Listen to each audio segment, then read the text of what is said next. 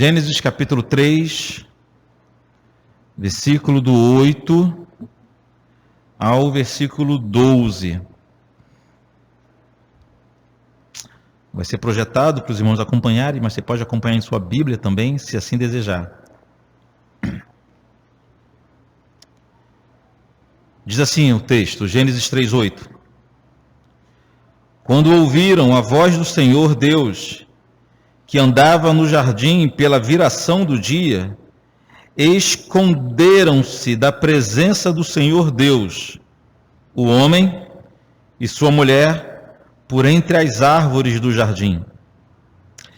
E chamou o Senhor Deus ao homem e lhe perguntou: onde estás? Ele respondeu: ouvi a tua voz no jardim, e porque estava nu, tive medo e me escondi. Perguntou-lhe Deus: quem te fez saber que estavas nu? Comeste da árvore que te ordenei que não comesses? Então disse o homem: a mulher que me deste por esposa, ela me deu da árvore e eu comi. Somente até aqui. Vamos orar ao Senhor. Pai querido, já lida mais uma vez a porção das suas sagradas escrituras, nós nos colocamos agora na total dependência do Espírito Santo para compreendê-la. Se o Espírito Santo não agir poderosamente em nossas vidas nesse momento, Pai, nós passaremos os próximos minutos aqui em vão. Que não seja assim. Que nossa vida seja edificada à medida que a Tua palavra é exposta com fidelidade nesse lugar.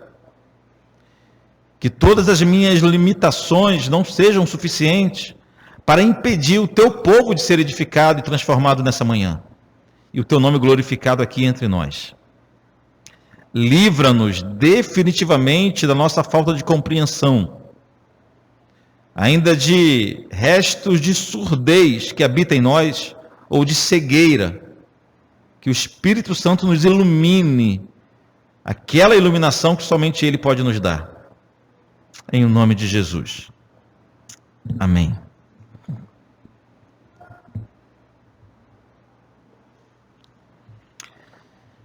Tem sido recorrente aqui em nossa igreja nós falarmos sobre as nefastas consequências do pecado.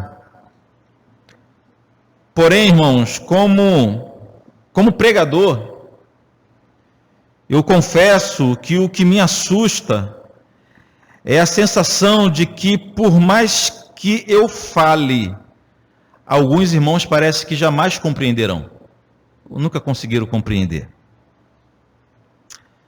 Por exemplo, aqueles entre nós que depositam sua esperança de vida, sua esperança de plena felicidade em um modelo de governo humano, é porque desconhece as consequências do pecado na história da humanidade.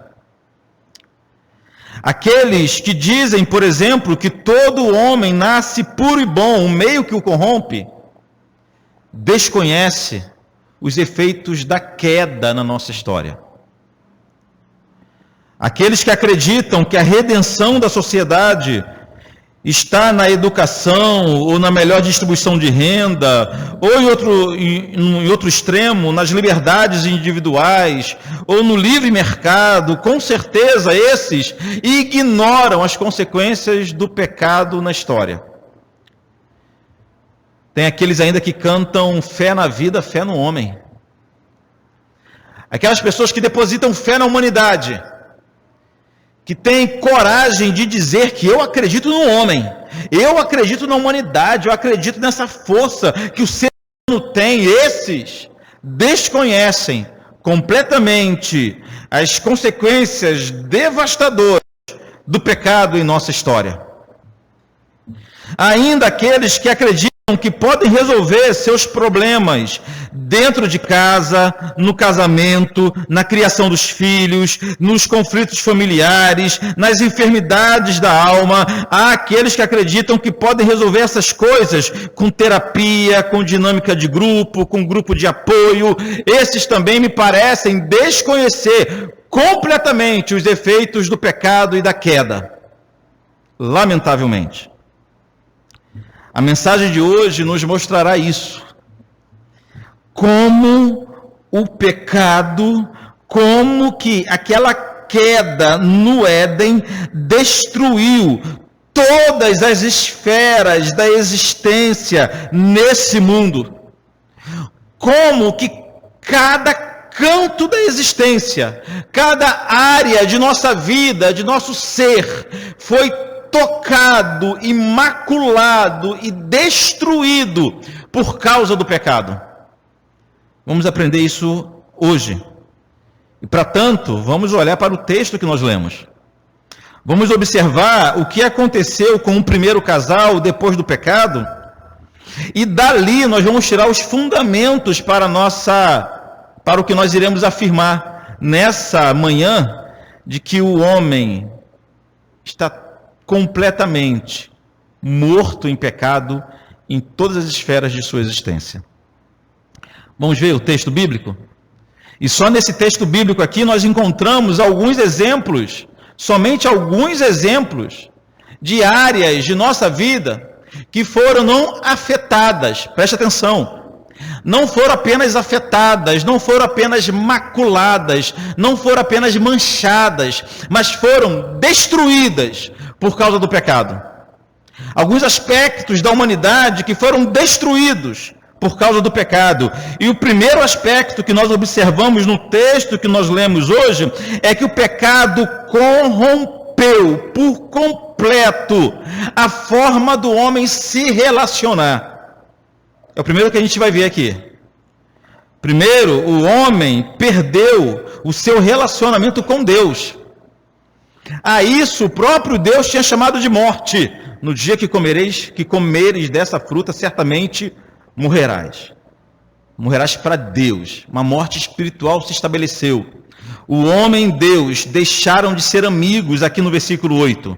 Olha o versículo 8. Quando ouviram a voz do Senhor, que andava no jardim pela viração do dia, esconderam-se da presença do Senhor Deus, o homem e sua mulher, por entre as árvores do jardim. A presença de Deus, irmãos, deixou de ser algo desejado pelos homens, por Adão e Eva. A presença de Deus, que até então era motivo de alegria, era motivo de contentamento. Pensem na felicidade do primeiro casal, sempre no final do dia ter um encontro com Deus verdadeiro, com o Santo Deus. Aquele Deus todo-poderoso que a Bíblia diz que os anjos não ousam olhar para a sua face, encontrava-se com Adão e Eva sempre no final do dia. Imagina como que era a expectativa do primeiro casal, o dia inteiro vivendo naquela doce expectativa de ter um encontro com Deus no fim da tarde. O que o pecado fez foi que tornou a presença de Deus de desejada para motivo de pavor para Adão e Eva. Deus continuou sendo o mesmo Deus, mas o homem apodreceu por dentro, irmãos. A comunhão perfeita que havia foi desfeita pelo pecado. O livre acesso foi desfeito pelo pecado. A amizade foi desfeita pelo pecado. Somente em Romanos, capítulo 5, versículo 10, que a Bíblia vai revelar que o homem e Deus tornaram-se inimigos. Inimigos. A dura realidade é que Adão e Eva, os únicos da história que tinham liberdade de escolha, eles sim, preste atenção, o único casal na história da humanidade que tinha livre arbítrio. A consciência deles era livre para escolher o que quisesse. Eles não viviam sob influência do pecado.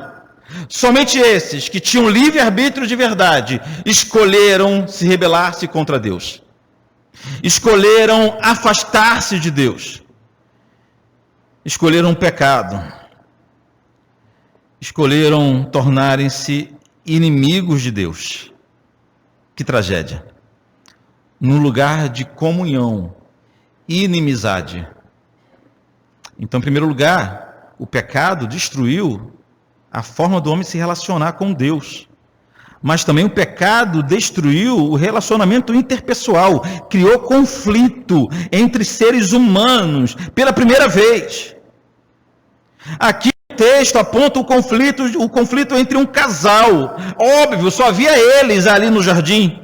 Mas depois, essa forma de relacionar, essa forma difícil de se relacionar, essa forma infiel de se relacionar, foi estendida a todos os homens, a todas as pessoas. Mas primeiro foi um casal, o versículo 12. Pula para o versículo 12. Então disse o homem, isso depois que Deus perguntou se ele havia comido da fruta proibida. Então disse o homem: a mulher que me destes por esposa, ela me deu da árvore e eu a comi. Preste atenção. O primeiro cântico da nossa história foi composto por Adão, quando ele recebeu Eva como esposa.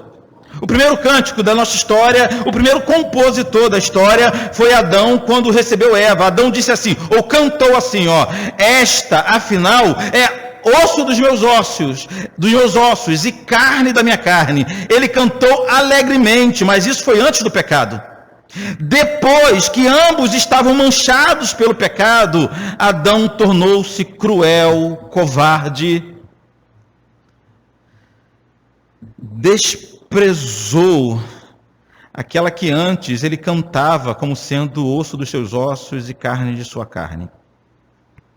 De forma desprezível, Adão se levantou contra aquela que ele amava. Ele amava Eva? Amava. Mas agora, manchado pelo pecado, o amor deixa de ser puro, o relacionamento deixa de ser puro.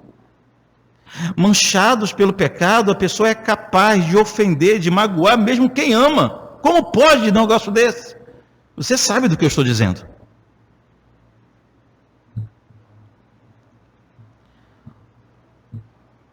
Qual é o motivo de tantas guerras, de tanta desavença, de tantas dificuldades nos relacionamentos? É o pecado. Não é a criação, não é a cultura, não é a televisão, é o pecado. A fonte desse mal é o pecado, foi a queda no Éden que danificou, que matou em nós a capacidade de nos relacionarmos tanto com Deus, como também com o próximo, de forma fiel e verdadeira. Mas esse é apenas o primeiro ponto que eu quero destacar hoje, que o pecado destruiu.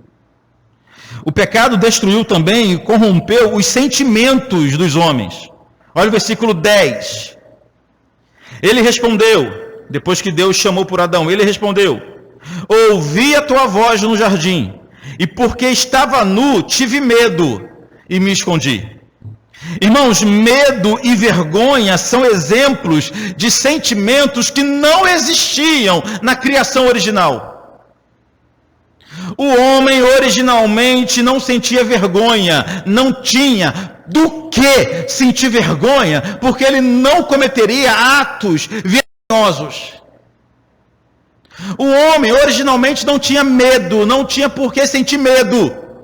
Medo não existia na criação original. Então, tanto medo como a vergonha são apenas exemplos de sentimentos terríveis que nós passamos a experimentar, que não experimentávamos antes ou não experimentaríamos se não fosse o pecado. Os sentimentos antes do pecado eram puros, eram sagrados, eram santos. O homem não sentia o que era vergonhoso, não passava pelo coração humano nada que ele devesse esconder, por exemplo. Pensem como isso seria. Pense nos sentimentos que passam em nosso coração. Tem cada coisa que nós sentimos vergonha. Que o rosto cora somente em pensar. E a gente pergunta a nós mesmos, rapaz, como você pode sentir isso? É o pecado que destruiu os nossos sentimentos também. Mas em terceiro lugar, o pecado corrompeu o nosso intelecto, a nossa mente. Olha o versículo 11. Perguntou-lhe Deus, quem te fez saber que estavas nu? Comeste da árvore que te ordenei que não comesse? Preste atenção nessa pergunta.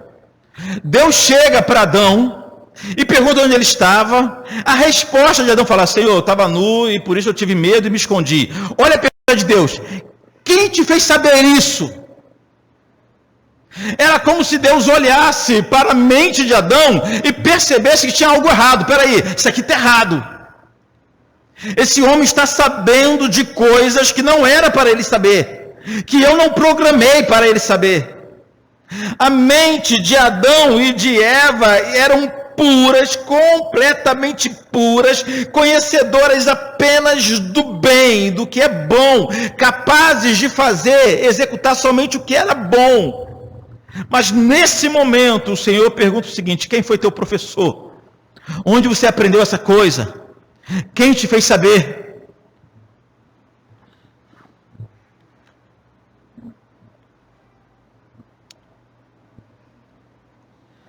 O Deus Todo-Poderoso tinha alertado. Não vai comer. Porque se você comer, você vai ser conhecedor do bem e do mal. Conheça só o bem. O mal tem a capacidade de te seduzir, te dominar. O mal é destrutivo. O mal é um vírus que se aloja em sua vida e depois de alojado não sai mais. Vai te destruir, vai te seduzir, vai te escravizar. Essa é a diferença do bem e o mal. A vontade de Deus não era que o homem não fosse conhecedor das coisas, né? Tem gente que pensa que é isso, que Deus estava limitando a compreensão, o entendimento do homem. Não é isso. O que Deus estava fazendo, e o plano original de Deus era esse, ó. Vocês vão viver somente entendendo o que é o bem, e promovendo o bem, e debaixo do bem. O mal, se vocês optarem se dividir entre o bem e o mal vai escravizar vocês. E foi exatamente isso que aconteceu. O intelecto do homem foi completamente prejudicado a partir do pecado. Então percebam bem, o pecado tocou em nossos relacionamentos, o pecado corrompeu os nossos sentimentos, o pecado corrompeu nossa forma de pensar, nossa compreensão das coisas. É por isso, irmãos, que só há uma pessoa com o poder de fazer pecadores conscientes do pecado, é o Espírito Santo. Nenhum pregador, nenhum pastor, nenhuma igreja, nenhum livro, nenhum teólogo, por melhor que ele seja, tem o poder em si, tem capacidade para levar ninguém à compreensão. Por isso que a gente prega, parte compreende, parte não compreende, e tem aqueles que nunca irão compreender, estão mortos pelo pecado, o seu intelecto, a sua mente foi tocada e foi destruída pelo pecado, está adormecida em morte, até que o Espírito Santo a ressuscite.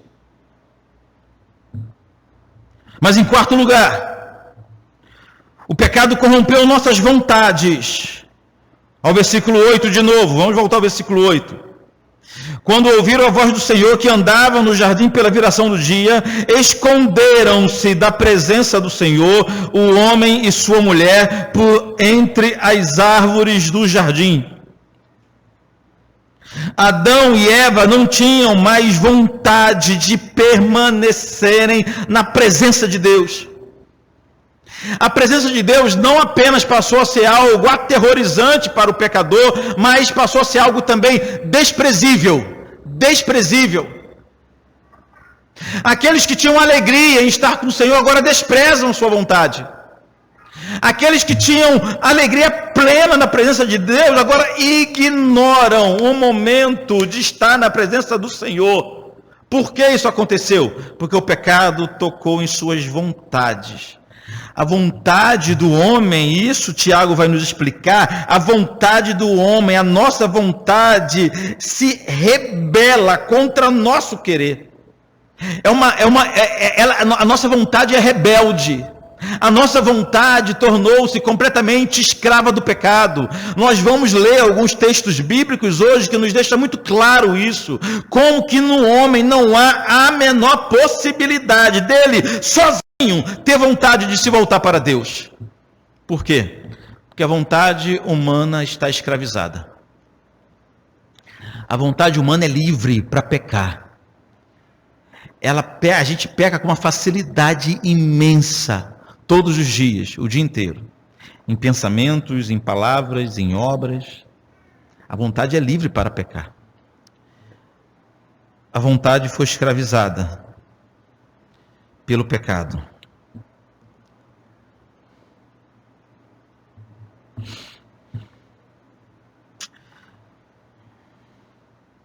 Em quinto lugar, é apenas o quinto ponto que eu vou destacar hoje, e o último, existem vários pontos da natureza, da existência humana que foi prejudicado, vários, não todos, né? Mas vários que eu poderia citar aqui hoje. Eu vou terminar com 5 exemplos somente, que é o do caráter. O pecado corrompeu o caráter do homem. Olha o versículo 12, de novo. Então disse o homem: a mulher que me deste por esposa, ela me deu da árvore e eu comi. O que nós observamos aqui? Observamos que aquele que foi criado em estado de pureza, aquele mesmo Adão que foi criado incapaz de fazer mal a alguém, foi transformado pelo pecado em um ser desprezível, que não assume nem os próprios erros, que responsabiliza os outros por seus fracassos e incapaz de reconhecer suas quedas e capaz apenas de penalizar até quem mais ama em benefício próprio. Irmãos, egoísmo, confusão, desprezo, abandono, traição, tudo isso, essas marcas de um caráter ou de um mau caráter são consequências diretas da queda do Éden.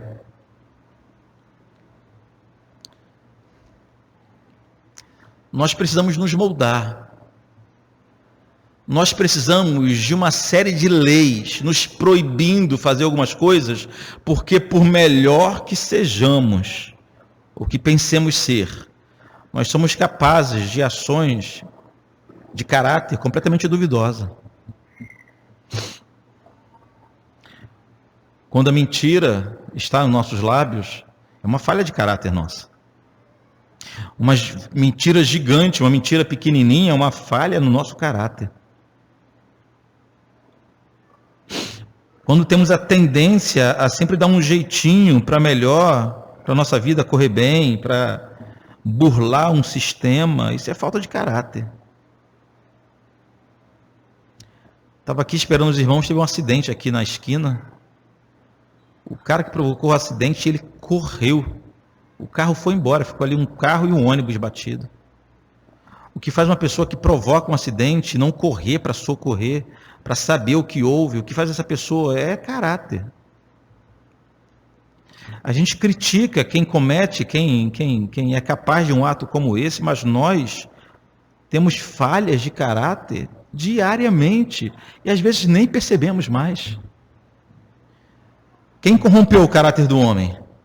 Não foi a sociedade, não foram os livros, não foi a televisão, não foi a televisão, não foi a televisão. Quem corrompeu o caráter do homem foi o pecado do Éden, o pecado do Éden. O pecado do Éden nos tornou pessoas, preste atenção, completamente desprezíveis por Deus e capazes de cometer as maiores atrocidades da história, todos nós. O que te impede de cometer os maiores crimes da história é a graça de Deus que aplaca o mal que há em nós. Nós não somos naturalmente bons, ao contrário, nós somos naturalmente maus. Mas a graça de Deus atua não só na nossa vida, em toda a humanidade, inclusive na vida daqueles que sequer temem a Deus. Por isso você lembra de um vizinho, um colega, um amigo que é gente boa demais, parece crente, só não crê em Jesus. Mas é melhor do que muito crente. Você conhece alguém assim? No caráter, no padrão, na ética. Por que essa pessoa é assim mesmo sem Deus? É a graça de Deus que aplaca o mal que há dentro dele, da mesma forma que aplaca, que contém o mal que há dentro de nós. Tira a graça de Deus da nossa vida, nós somos capazes de cometer os crimes mais bárbaros da história.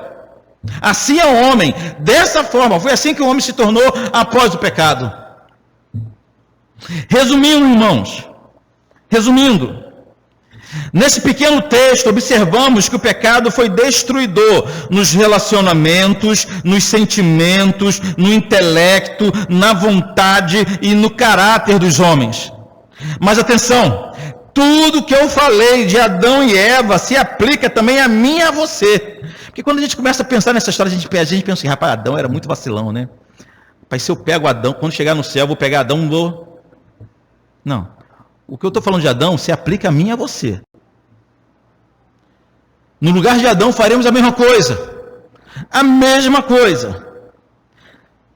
Depois que essa praga entrou na humanidade, o pecado não saiu mais. E todos nós já nascemos assim. Não há um único milímetro da existência de cada um de nós que não tenha sido corrompido pela praga do pecado. E o nome que a teologia dá para essa terrível verdade é depravação total. Esse é o nome. Depravação total não significa que nós somos o máximo depravado que podíamos ser. Sabemos que não somos. Depravação total significa que todas as áreas de nossa vida está depravada, está contaminada pelo pecado. Todas as áreas, não escapou nenhuma. O total não é da intensidade, o total é da extensão. Todas as áreas de nossa vida. Uma escritora cristã chamada Morgana Mendonça, ela escreveu o seguinte, preste atenção, a explicação que ela dá para a depravação total. A total depravação, antes de ser o primeiro ponto da tulipe, é um ensinamento bíblico. Uma verdade que contrasta efusivamente com a visão que a grande maioria tem do ser humano. O que ela está dizendo aqui? Que a doutrina da depravação total conflita com a imagem que o ser humano tem de si próprio. Todo mundo se acha bom. Todo mundo é aquele que acha que a gente pode botar fé no homem, fé na sociedade. O homem não é tão mal assim, o homem não é tão ruim assim. Ela segue dizendo: a visão influenciada pela ideia de que o homem precisa de uma receita apenas, pois o problema dele é temporário ou remediável, vem nos forçar a ir contra as Escrituras. Ela lembra que muitos acham que o problema do homem é só uma enfermidade, o homem só precisa de um empurrãozinho, só precisa de uma oportunidade, só isso. O que falta às pessoas? Oportunidade. Mas isso conflita com o que nós aprendemos aqui nas Escrituras. Ou uma enfermidade moral resultando de uma parcialidade corrompida, ou de uma corrupção parcial. Isto é, podendo ser ele ainda responsável pelas suas escolhas e decisões. Estamos convictos que esse pensamento é uma heresia, não pós-moderna, não do nosso dia, pelo contrário, muito antiga. Nos primeiros séculos da igreja já surgiu pessoas acreditando que o homem não era tão mau assim, que o pecado afetou a humanidade, mas não afetou tanto assim, que o homem dando um empurrãozinho, dando uma oportunidade, ensinando direitinho, ele se torna uma pessoa boa. Pior do que isso, dando um empurrãozinho, apenas explicando direitinho, ele vai se voltar para Deus. Não é isso que a Bíblia ensina. A Bíblia ensina que a depravação total significa que o homem está completamente morto e todas as áreas de sua vida igualmente estão mortas. Jamais se voltará para Deus por conta própria. Morto não fala, morto não pensa, morto não decide, morto não escolhe. O homem não precisa de um empurrãozinho. Como um morto não precisa de um empurrãozinho. Empurra um morto para ele ressuscitar, para ver o que vai acontecer. Bora lá. Levanta, rapaz. O que acontece? Nada. O morto não precisa de um empurrão, o morto não precisa de um incentivo moral. O morto não precisa de terapia, não precisa de remédio. O morto não precisa nem de oração. A única força, a única coisa capaz de mudar a situação do morto é a ressurreição. Somente isso. Mais nada. O reverendo John MacArthur, ele explicou ainda sobre o total, a palavra total da doutrina da depravação total. Olha o que MacArthur disse. Em outras palavras, a depravação é total no sentido de que afeta todas as partes do nosso ser. Não somente o corpo, não somente as emoções, mas igualmente a carne, o espírito, a mente, as emoções, os desejos, os motivos, as vontades, tudo junto. Nossas intenções são contaminadas. Presta atenção, nossas melhores obras são movidas por más intenções. Não há nada de bom no ser humano. Então o pecado não resultou em consequências mais somente para o nosso corpo. Tem gente que se limita a isso, né? O que o pecado fez? Ele trouxe a morte para a humanidade. Doenças, enfermidades, pragas, desequilíbrio ecológico. Foi isso que o pecado trouxe. E tudo isso é verdade. Mas além disso, o pecado tocou em nossa mente, em nosso coração, em nossas vontades. Tudo isso em nós é corrompido. É corrompido. Segundo a palavra de Deus. Mas John MacArthur segue dizendo o seguinte: não somos tão maus quanto podemos ser. Mas isso acontece apenas por causa da graça restringente, ou seja, a graça que limita, né, que restringe a nossa ação, a graça restringente de Deus. Nós mesmos somos totalmente corruptos, porque de uma maneira ou de outra o pecado contaminou ou contamina tudo que pensamos, desejamos e fazemos. Portanto, nunca tememos a Deus da maneira como deveríamos, nunca o amamos como deveríamos e nunca lhe obedecemos com o coração completamente puro como deveríamos. É sempre de forma parcial e contaminada. Isso é terrível. Mas além do testemunho desses autores e desse pastor, que nós respeitamos muito, o que mais vale é o que a Bíblia diz a esse respeito. A palavra de Deus nos garante que o pecado tornou-se a principal marca de toda a humanidade. O pecado é o ponto que une todos os homens de todos os lugares, de todas as épocas. O pecado não faz distinção de gênero, nem de classe social, nem de raça. Todos, absolutamente todos, já nascem corrompidos em todas as esferas de sua vida pela praga do pecado. Quem diz isso?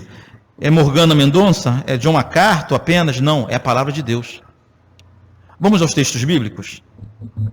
Olha o que o próprio Deus falou em Gênesis 6, versículo 5. Será projetado para você acompanhar. Gênesis 6, 5.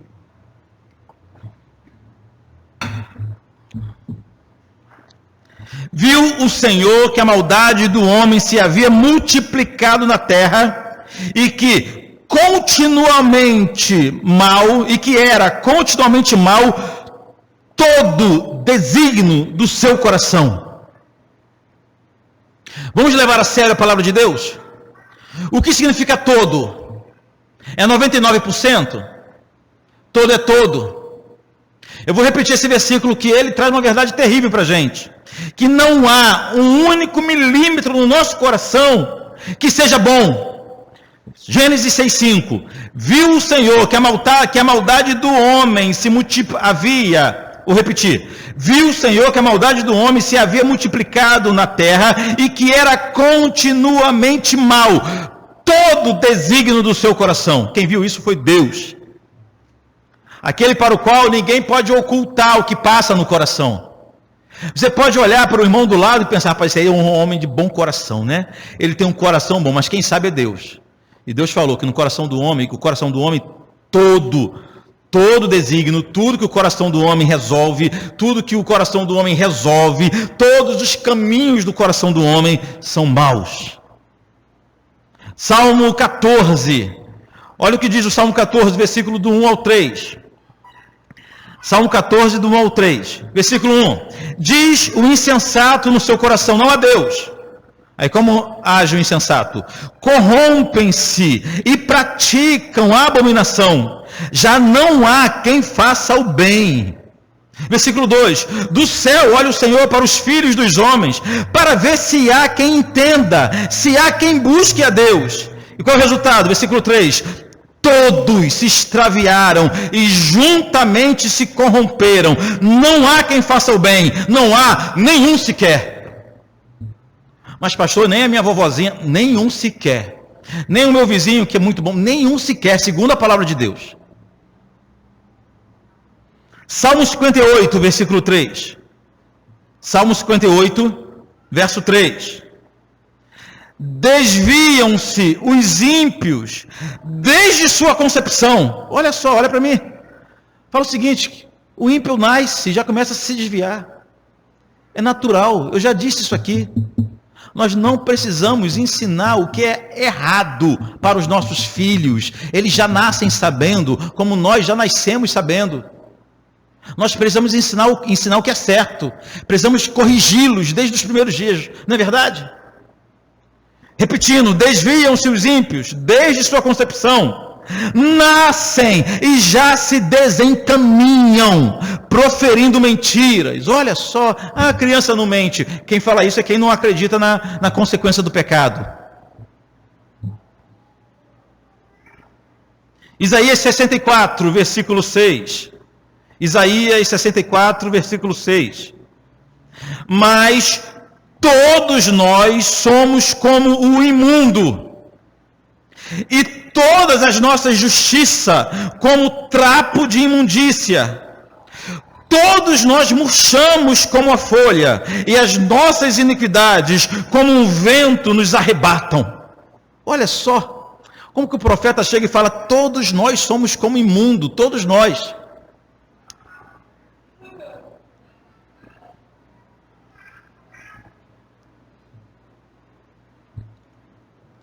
Algumas semanas as irmãs realizaram um congresso aqui, que foi o ponto final de uma caminhada sobre contentamento.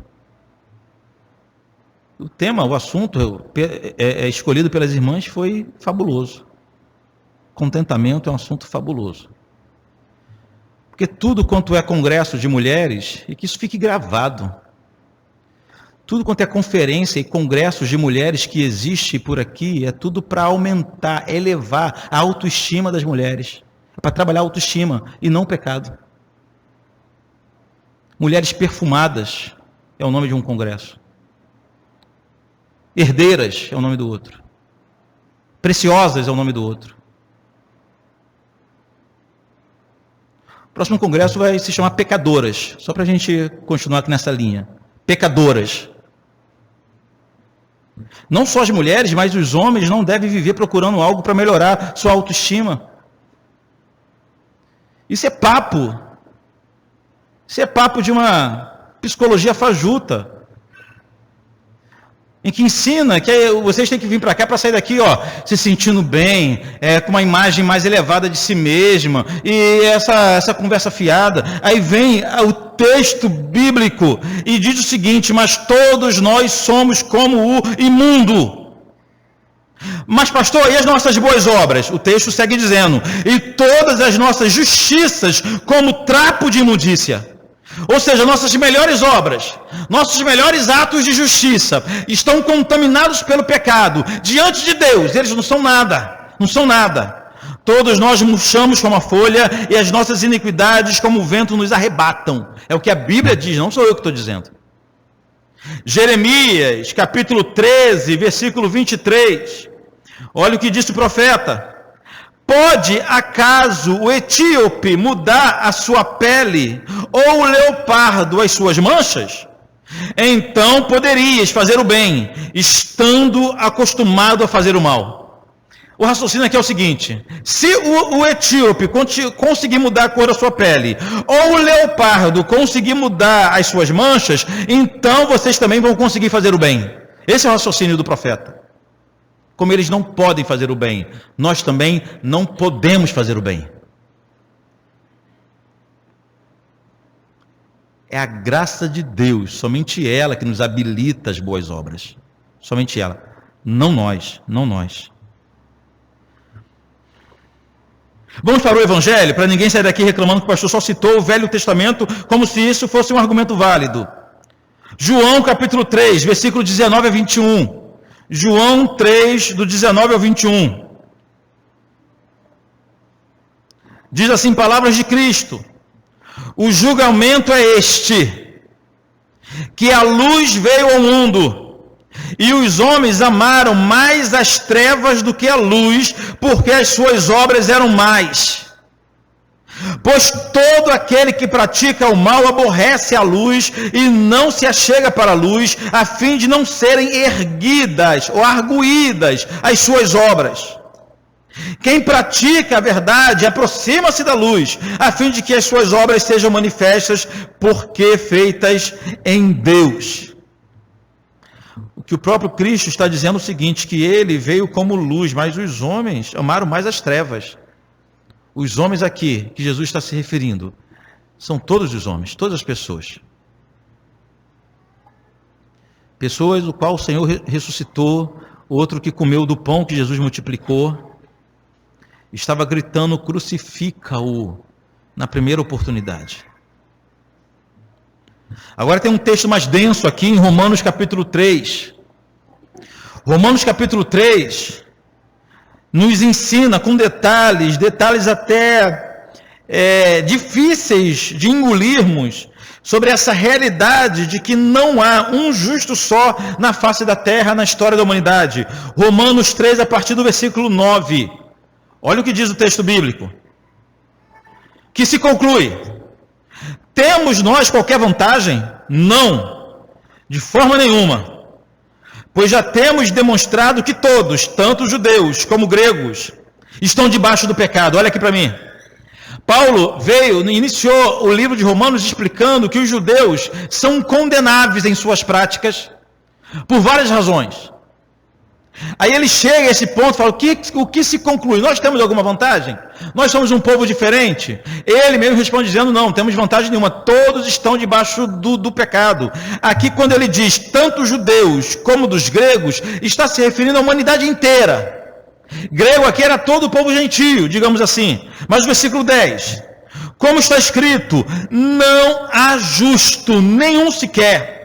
Não há quem entenda. Por que não há quem entenda? Porque o pecado corrompeu o nosso entendimento. Não há quem busque a Deus. Por que não há quem busque a Deus? Porque o pecado corrompeu o nosso relacionamento em primeiro lugar com Deus.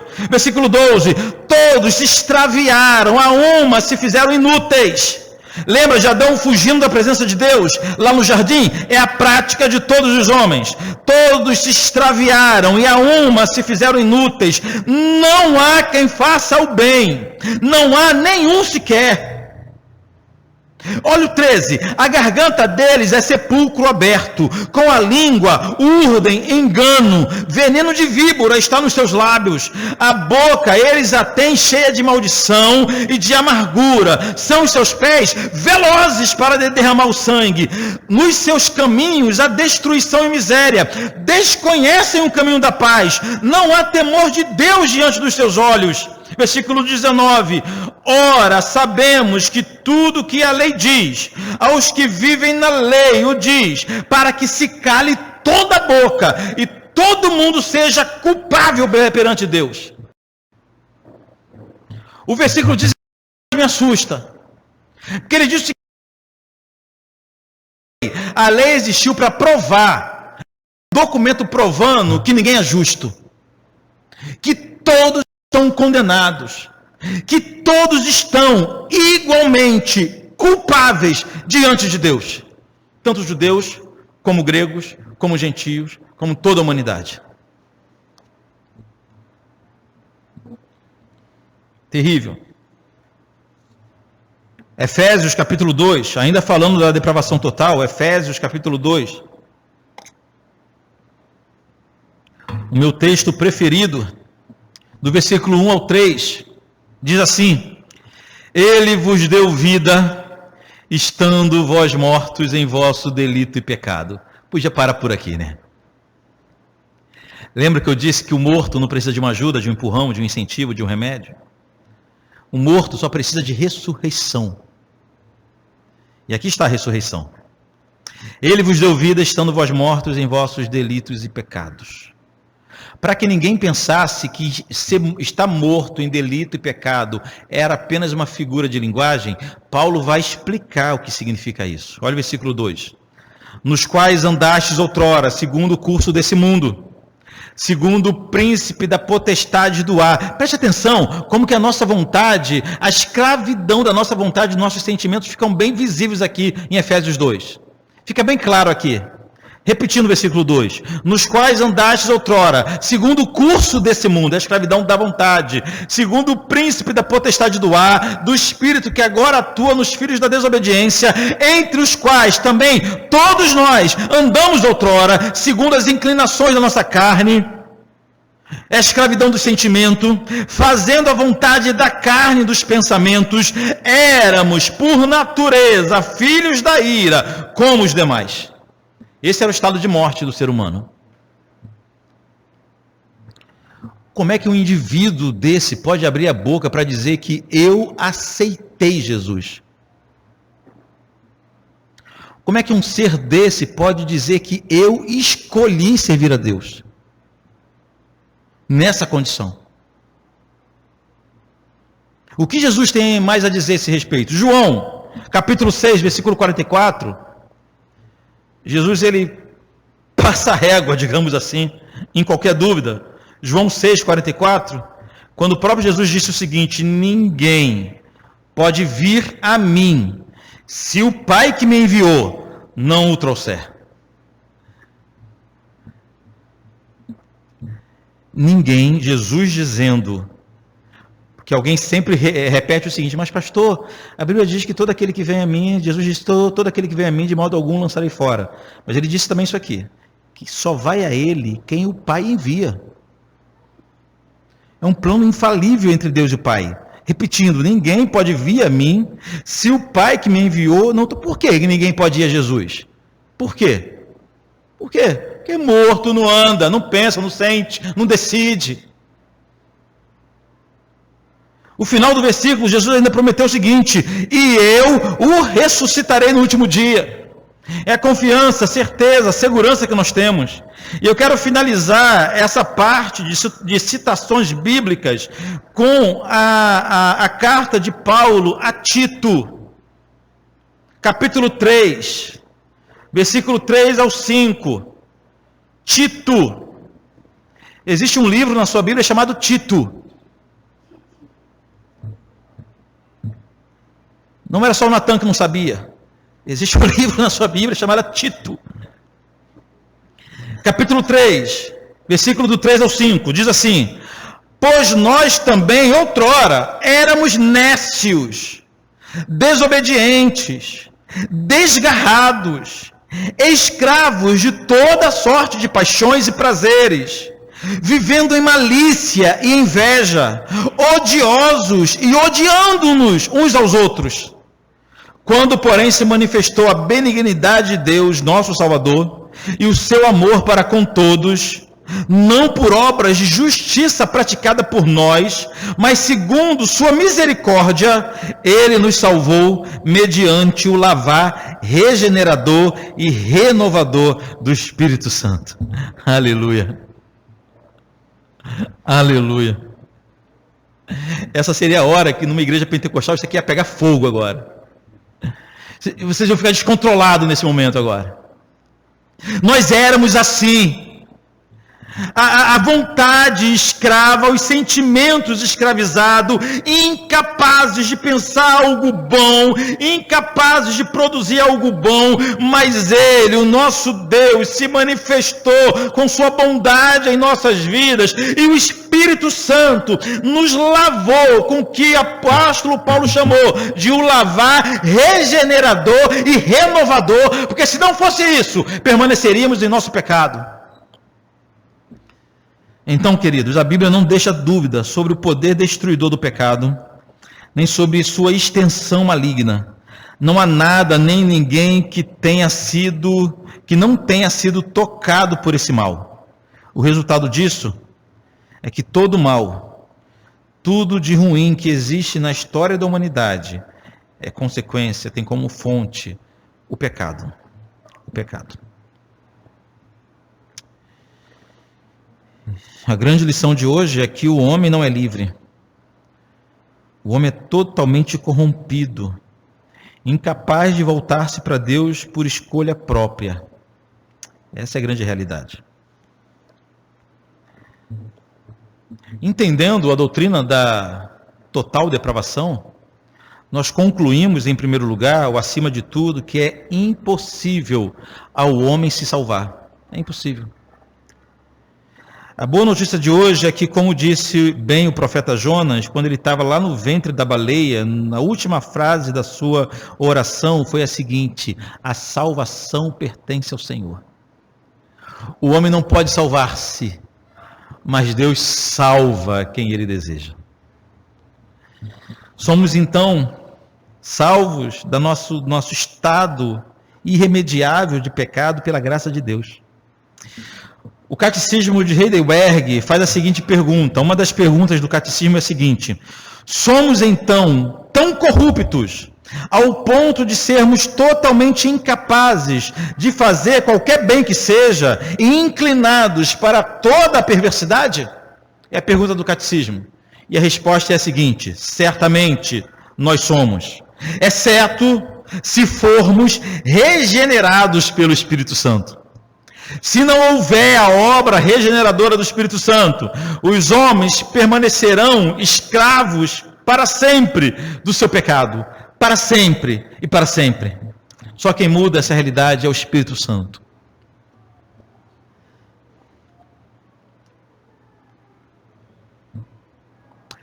Por isso que no inferno, o inferno não será lugar de tristeza, será lugar de tormento. No inferno não terá ninguém arrependido. Só o que promove o arrependimento, o que aplaca a maldade é a graça de Deus, e o que promove o arrependimento é o Espírito Santo.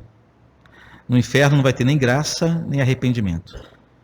No inferno serão homens, seres humanos, com toda a sua maldade explícita, sofrendo castigo eterno.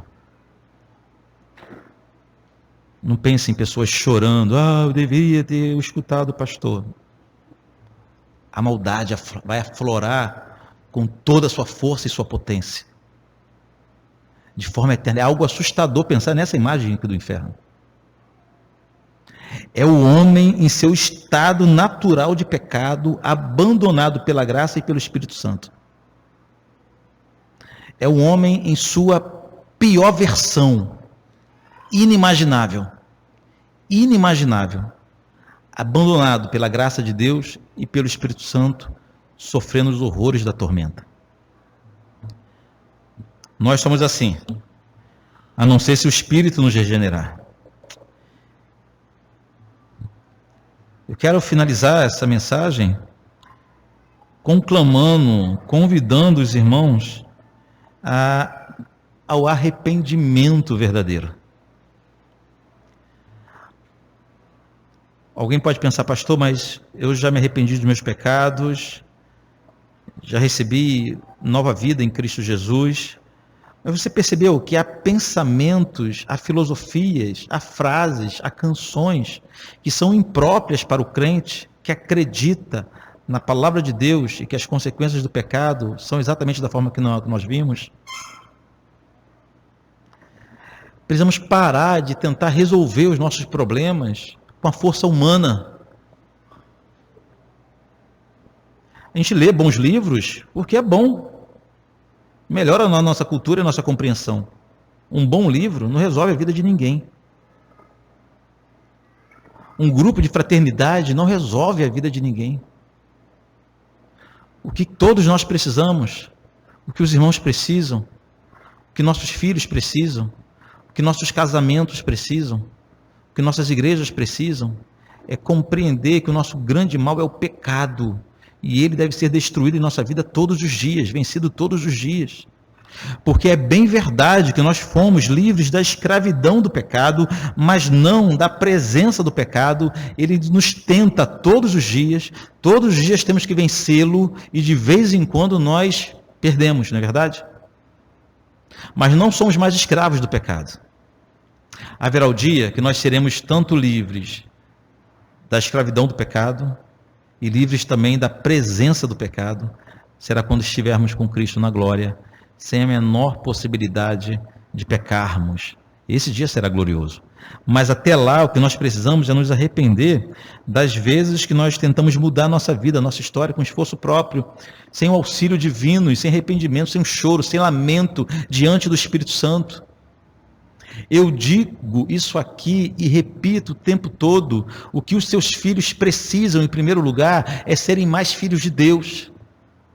O que o teu marido precisa, acima de tudo, o que a tua esposa precisa para melhorar o seu casamento, é se converter mais ao Senhor Jesus. O que a sociedade, o que o teu patrão precisa é ser um servo de Deus. O que os funcionários da tua empresa precisam é conhecer Jesus e saber que são pecadores, que precisam ser regenerados. O que todo mundo precisa é se arrepender dos pecados e se voltar para Deus. Aí sim tudo irá fluir, tudo irá andar de forma diferente. Amém? Feche seus olhos, vamos falar com Deus. Pessoal do louvor, por favor. Pai querido, a tua palavra hoje nos deixa com o coração aflitos, porque nós saímos daqui com a sensação de que ainda não compreendemos completamente, ou de forma ampla, de forma final, todas as consequências do pecado em nossa vida. Por vezes nós tentamos vencer nossas lutas com a força dos nossos braços, o que a Bíblia chama de obra da carne também.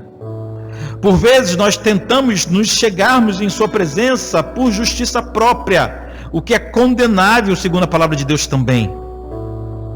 Por vezes nós acreditamos que nós vamos mudar a vida de quem amamos, de quem nós gostamos, melhorando sua autoestima. Ah, Pai amado, que vergonha, que vergonha. E saímos daqui com a certeza que somente o Evangelho tem um poder para transformar a vida de todos, homens, mulheres, jovens e crianças, idosos,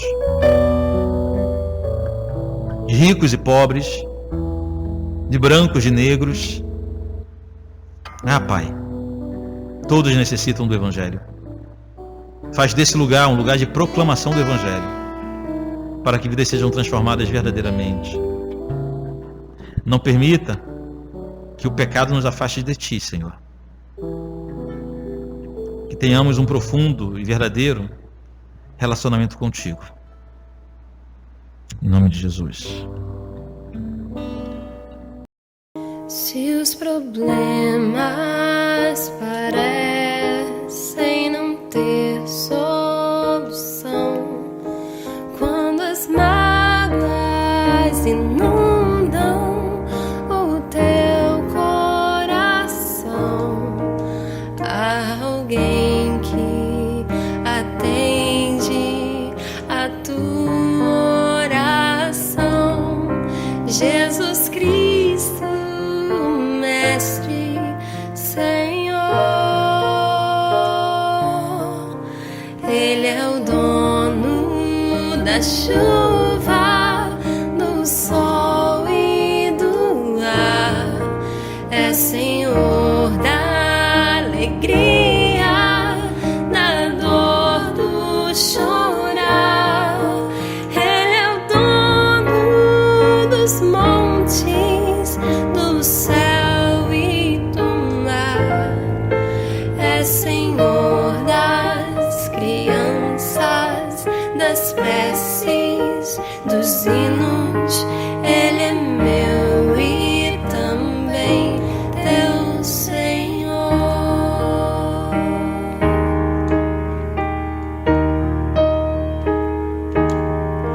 Ele é o caminho, a verdade, a luz.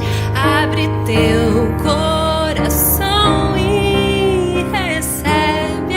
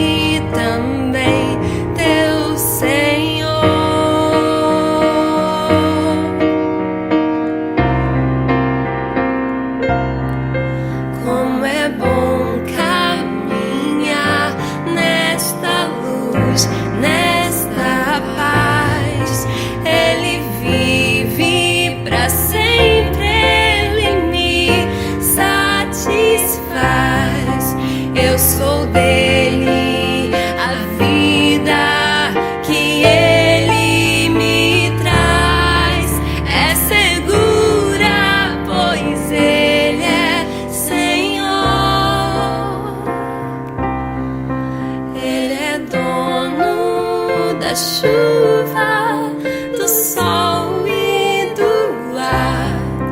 É Senhor na alegria